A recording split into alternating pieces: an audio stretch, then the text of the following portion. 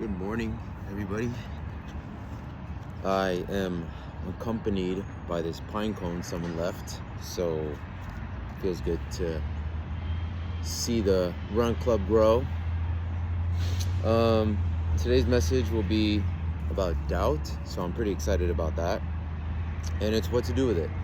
So before I get into that, I guess I'll cover a little bit about myself. I don't really know what to say, to be honest. I haven't been bad, but I also don't know if like anything great has happened, which is, in a sense not bad. I guess pretty normal week, you know. Yeah, that's pretty much it. I think pretty much focus on just this message. It's funny because this morning I uploaded last week's video, and I don't know why, but I felt like I had been doing this for like so long. I was like, man, it must be like 6 months or something, because I was certain I started this in like August, but I think I didn't immediately start like recording videos. I did, but I didn't upload them. And I was looking at the first video that I had uploaded it, and it was 3 months ago, and I was like, bro, that's low-key really crazy, because I feel like so much as time has flown, and it has. Realistically, it was like 6 months or so, like, because I started this in like August or something, I believe. So I think I had went 3 months just running, just kind of getting the feel of running and stuff, and then I started recording. So that makes sense. I hope everyone has been doing well, with February. I feel like I've been saying that weird, February. Anyways, I hope everyone's been having a good February. Whether you're celebrating Black History Month, or celebrating it with a partner, or you're in a season of singleness,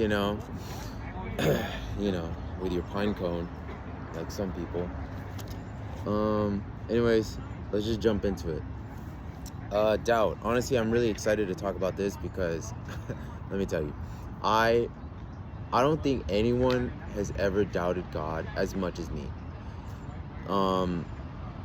Something that my Pastor Augie, spoke about in the beginning was, or one of the messages that I remember was, that you can't be logical when it comes to God. And prior to hearing that, I was like, I'm a very logical person. Like, so in anything, there has to be like a reason, especially like, I think that's just how I perceive myself, like anything that made me tick, or any trigger or response that I had, it needed to have a reason, so in having done that for like so long, for so many years, I think it just bled into my walk with God, so I think that's kind of what prevented me from like I don't know, being open, I guess, in terms of God, like, because I was just like, I don't know, a lot of this stuff just doesn't make sense. But with God, I've covered it, touched up on it a little bit prior, and a lot of like God's works will not be comprehensible to us, and that's just how it is, there's just a mystery to God. But then that's also like, I think that also has to go hand in hand with how faith works, like, I feel like if that mystery wasn't there, then there'd be no point to faith, you know what I mean? And I don't know, that's just the way I think about it. And I want to touch up a little bit on how even the disciples had doubts. And it gives us Matthew 28 verses 16 and 17. Then the 11 disciples went away into Galilee, into a mountain where Jesus had appointed them. And when they saw him, they worshipped him, but some doubted. This is referring to this sun is killing me right now. this is talking about like post crucifixion. So there's only 11 because Judas had killed himself, and they're kind of doubting because like they're like, how is he back? How is he alive? And I feel like, having been reading the Bible for a while, I feel like I get a lot of hindsight bias because, they're witnessing all these miracles, prior to the crucifixion. They're witnessing all these miracles. They're witnessing God or Jesus walk on water, and they're still doubting and stuff. Like, it low-key blows my mind, but at the same time, it kind of makes me feel a little bit better if like these people who are literally with God, with Jesus, are witnessing all this and they're still having doubts. It kind of makes me be a little easier on myself because, I don't have that, like I just have the word, which is not to diminish that or anything, but it's just, I think it could help you be a little like kinder to yourself in a sense if like, you're new to walking with God, and you're like, a lot of this doesn't really make sense, like I feel like that's just what the young kids will say, a canon event, like we all had to kind of go through that, I think when I first started going into my ministry, in my first 6 months, I was fired up because, I was around people my age, I was in a season of like, just like self-destruction prior and loneliness. And then I started hanging out with all these people, and I started like feeling better, and I think that played a big role in like, how you say it, my walk with God, what kept me coming back, But once that kind of season died down a little bit, once I like, had the training wheels off, and I'm referring to last year, 2025, because I started going in 2024. In 2025, I didn't have those training wheels, I was essentially having all these tests and tribulations, on my own. And it did feel like God was like not by my side. And I remember I think 2025 was like my most angry year, my most miserable year, and I kind of just jotted it down to, well, I'm not the best Christian, I'm not like really, it's very hard to like stay consistent with going to church, and like not being sinful, and stuff. So I kind of just jotted it down to like, I guess, what do I really have to expect if I'm not, upholding all like God's laws and qualities and characteristics, so to say, This sun is killing me. It is so bright.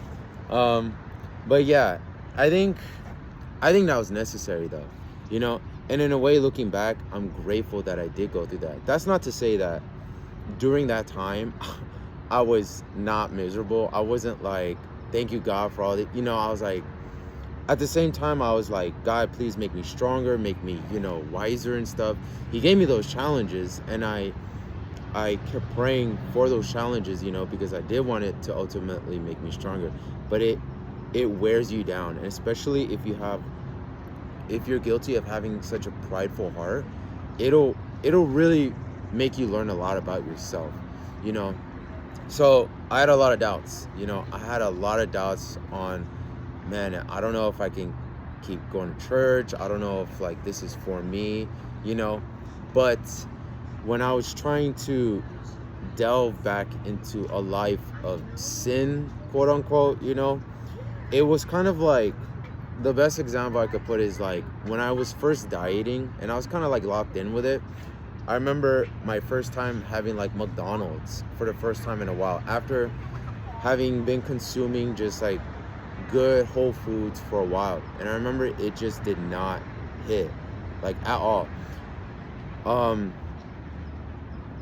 I think granted now, like I'll have McDonald's every now and then, but I feel like it's not what it once was, when I was consistently eating it and I was like, this is the best thing ever, when I had something pure and healthy for me, and then I delved back into like something essentially gluttonous, something sinful.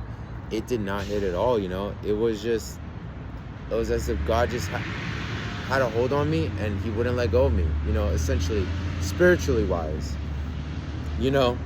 but without I think my biggest problem was, I didn't want to go to church, because when you have doubts and you have trials and tribulations and stuff like that, you kind of pick up on the script as to like what you're about to hear. So like I didn't want to like really tell people my problems, because I knew people would just be like, just trust in God, let God, let the Spirit fill you. And it's just like, okay, yes, I hear that, I get that, However, you've been in the ministry like 10 years, 5 years, I've been in the ministry like a year, I'm still learning. I'm still like taking my baby steps, I'm still like trying to comprehend, what it is I can. And I feel like it does a lot more damage than good if someone that is going through these doubts, you need to give them an outlet, I'm not saying don't trust in God or don't trust in the church or your leaders, but if you are consistently going through trials and just, constant turmoil, you're gonna need something physical, you need an outlet, The best example I could give is prior to the ministry, I used to drink a lot with my friends. And it got so much so to the point where, when we would first meet up, we weren't even like, hey, hello. It was like, what you call it? Oh, sorry, give me up. We would just be like, oh, like, hey, you want to hit up the liquor store? It was like that. Like, we were just straight to business. And it took a while for me to get out of that, but I needed to see what life was like outside of drinking. And I loved it. I loved like what it was like to do like things sober, without feeling the need for alcohol to like make me feel comfortable in like social settings, Now, granted, that took a while for me to like get comfortable, and now I'm grateful to God that like I don't need to do that. Obviously, like I've been in this ministry for 2 years. That would be crazy if I was still like, yeah, I'm still drinking. But you need that, you need to have resources and stuff and activities to show people that like, it's not just like, people's relationship with God is very rocky at first, and you need to respect and understand that. You need to reflect on your walk with God when you first started, You need to just, I guess, think of it in a sense like, what would I have wanted if I was in their shoes, or when I was first starting? You need these activities, you need this community, these people, you need to be around them. You can't just like consistently just be like, hey man, like you look terrible, but hey man, God's got you, and then slap them on the back and then send them on the way. You're never gonna see that person again. You gotta be very delicate with these people, like, because the Bible tells us that like we are essentially like children, and if you are coming from a background where you just know this one thing, whether it's like substance abuse or violence or anger or depression, if you're so accustomed to that, and then you're just getting accustomed a little bit into God or your walk with God, you need to be there for them, and I think that's a very difficult thing to do, because it takes a long time. It takes a lot of patience and a lot of love, to kind of nurture those mental wounds, those spiritual wounds, if you will.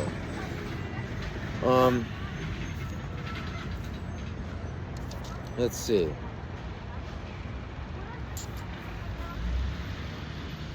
Okay. What is one of the chief causes of doubt in a human heart?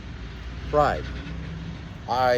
Alongside doubt, I was very prideful as well. I definitely came from a background where I had to kind of figure it all out on my own, and I feel like I wasn't really ready to let that go. I feel like if you wanna help let go of doubt, you gotta have a willing heart. You gotta have an open heart. You gotta be open to the possibilities that God can bring into your life. I I was very hard-headed, very stubborn with that, you know.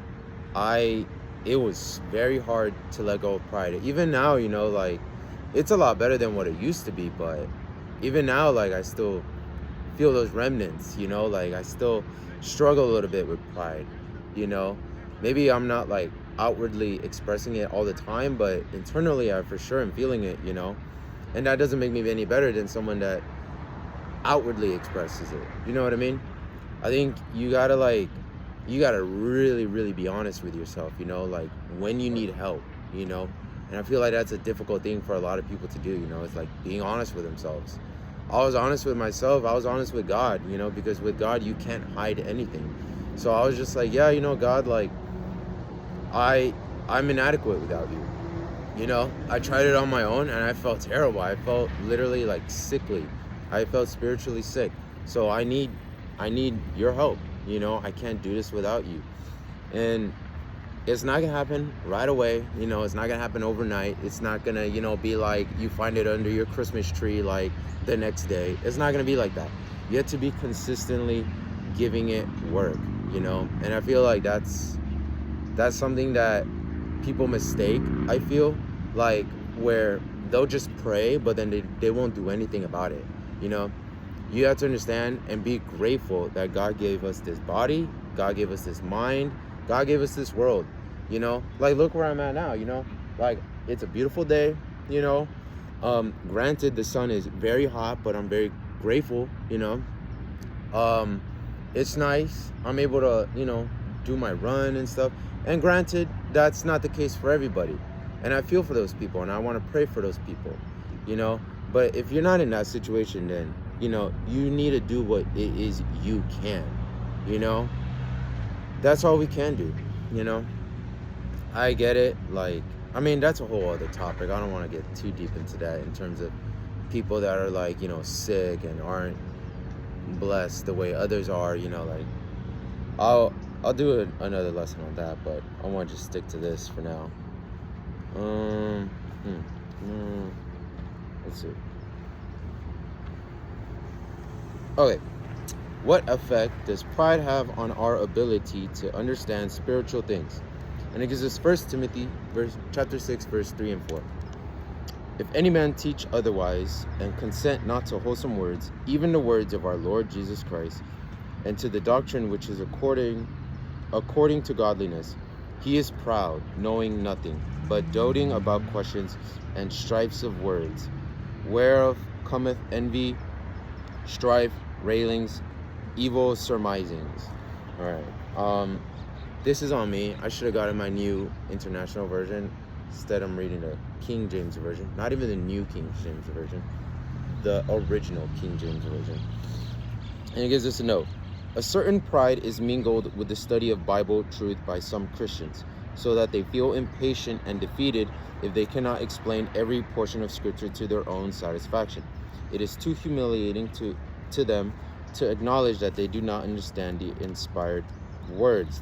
They are unwilling to wait patiently until God shall see fit to reveal the truth to them. They feel their own unaided human reason should be sufficient to enable them to comprehend God's word, and failing to do this, they virtually deny its authority. I get it, you know. No one wants to be wrong. Everyone wants to kind of like feel good about whatever it is they do, whether it's with work or with communication, you know. And anything we do, we want to feel good about it, but we have to have that base foundation and understanding of God's quality, and like understanding that we need to be humble in everything that we do. Now, there's a certain, jeez, I just got a crazy cramp just now. What was I saying? Okay, there's a certain thing like where I don't know if it's just me, but I don't like when my friend said it, and it's kind of making me realize that I don't like it either. But I don't like when people are like, I'm so humble, like I'm the most humble person. Like, I feel like it's more about your works, you know, more how you act on a day-to-day versus like saying the things that you do, you know. And I get it, you know, like you wanna you want people to know, especially people that you care about, I guess, like you want them to see that you are a humble person, you know, or that you have all these other qualities, you know. I get that, you know, but I think that shouldn't be the focus, you know. Your focus should not be on like, this is where I'm at, and then this is the finish line of this, you know, like I gotta do all these, check off this whole list, and then I'll be humble, then I'll be patient, then I won't be quick to anger. Shouldn't be like that. You need to enjoy the struggle, the downtimes, like, for instance, this past week, I can't really think of anything. Like, so to say, it was a quote unquote boring week, but that's great. You know, nothing bad happened, and I'm very grateful to that. You gotta be grateful for, you know, the journey. You know, every day has its purpose. You know, that's just what I think. You know, but who am I? You know, that's just me. If you just focus so much on like where you are, like where your place is in the race to where the finish line is, it's just gonna make it harder on yourself. You know, if you're just like, man, like I'm low-key enjoying like getting a little bit better every day, like not being as quick to anger, or I'm not as sad, or I'm not as lustful, you know, like things like that. If you just enjoy that day to day, like on getting better, and, you know, realizing that God is helping you with all these, then, you know, you'll find how far you've come. Like, if your main focus is just on that, rather than just like, I need to be here already, you know, like, dang, I've been in the ministry like 2 years already, and like, why am I not up preaching already, you know, like, you know, that's just, I don't know. So I get it, you know, some people they just want it like right now, you know, and like, it's not like that. It is not like that. I feel like the satisfaction is in the struggle, and I see that now, you know. And that's not to say like, hey, struggles come into my life, like, no, like, brother, I'm good, you know. But if they come, well, you know, I've learned from past struggles from all of 2025. Let me tell you, 2025 was wild, ego-wise, you know. And it sucked, but I had the awareness that this was all for something, you know. Like, God is showing me like who I am now, you know, because what's the point if he does it all for us, you know? I don't want God to do everything for me. I want to do things for God, but I don't want him to do things for me, if that makes sense. You know, I want to give thanks to God. I want to show God like what it is I'm capable of doing, you know. And, you know, I'm the most humble guy you'll ever meet, so I'm not going to speak pridefully on that.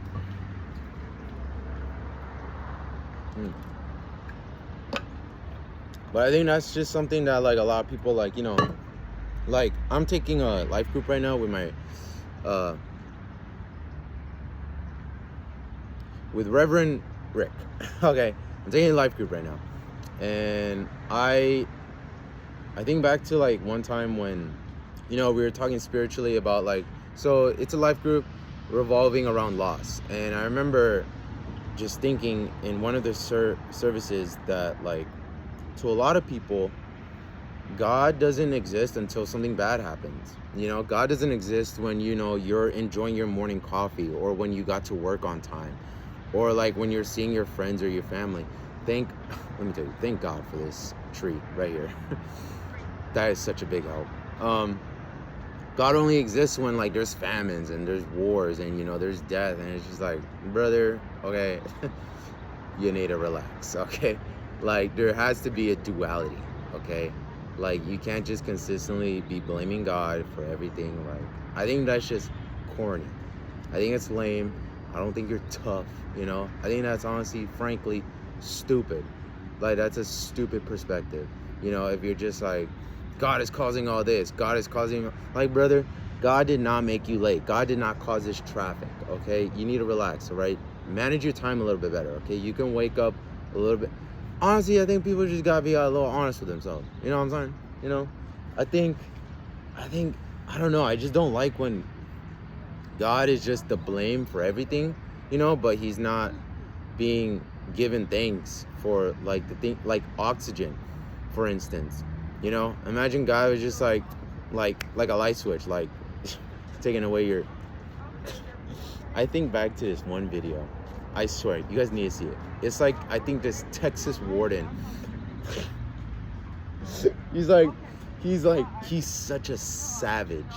This guy is like, I think he like controls like what the prison eats or whatever. And he's like, and like prisoners are like, dude, this is worse than dog food. And the warden is just frankly like, he's like, don't go to prison then. If you want to eat good, don't come to prison. And then he's like, I think watching like the comments that the prisoners are making, he's like, oh, they got something to complain about? He's like, guess what? I'm gonna take away their butter. And then just, I thought that was so funny. And it just like, I think like, what if that's God? You know, like, I'm gonna take away their oxygen. You know, if God really wanted to be a savage, like, he could. Look at the Old Testament, you know? I feel like I'm going way off. I'm like not even talking about doubt anymore. I'm talking like about butter in Texas. Like, anyways, don't doubt God. Let's pivot, okay? let's pivot back to what it is we're talking about. Okay.